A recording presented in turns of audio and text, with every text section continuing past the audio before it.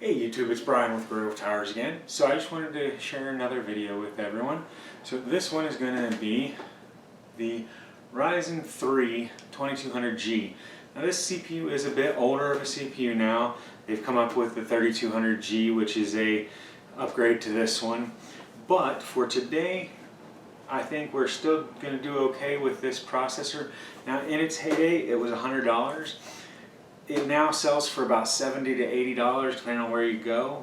But I picked this one up at a Micro Center for about $50 or $60 with no motherboard combo needed, just straight off the shelf. It was a great deal, so I couldn't pass it up.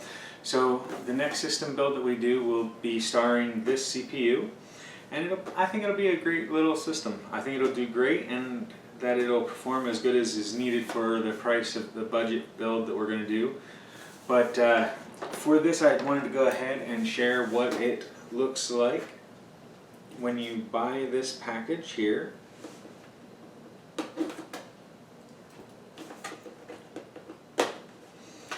So now inside the box you do get three main items.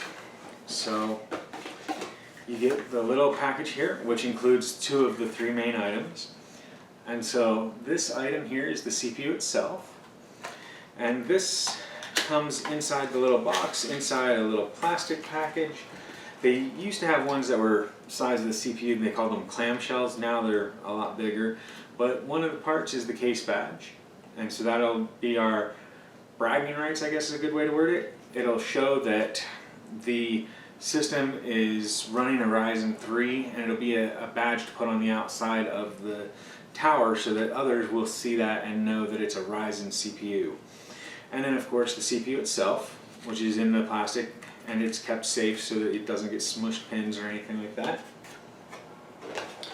And then the other main part of this is going to be, now this one I believe they call it the Wraith Stealth. And so this one is a teeny tiny air cooler. And so it's able to keep up perfectly fine with this CPU in stock situations, and in many cases even a slight overclock. So it's actually a pretty decent cooler for a CPU. Now, one of the questions I will pose to everyone is, would you rather me use the stock cooler here, or would you rather me use the Zalman Performa that I've previously posted a video about?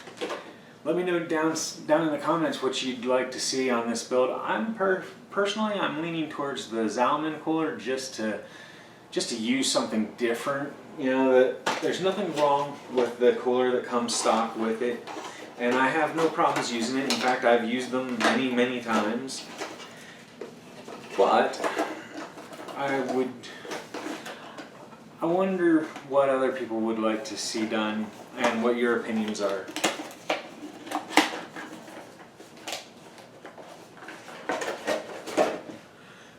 So I will look forward to some feedback down below. Let me know your thoughts on whether you want to see the Zalman Performa or whether you want to see the stock cooler put on it for the build.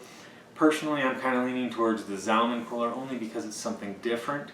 But, you know, give me a comment, let me know your thoughts. Maybe the Zalman doesn't look right to you or something, so just comment down below, let me know your thoughts. Anyway, thanks for watching. As always, make sure that you hit the like button down below if you enjoyed our content. Hit the subscribe button to keep up to date on our new videos. And like I said before, leave us a comment down below letting us know your thoughts on either the CPU or the cooler of choice that you'd like to see in the build. Have a great day, everyone. Happy holidays. Bye for now.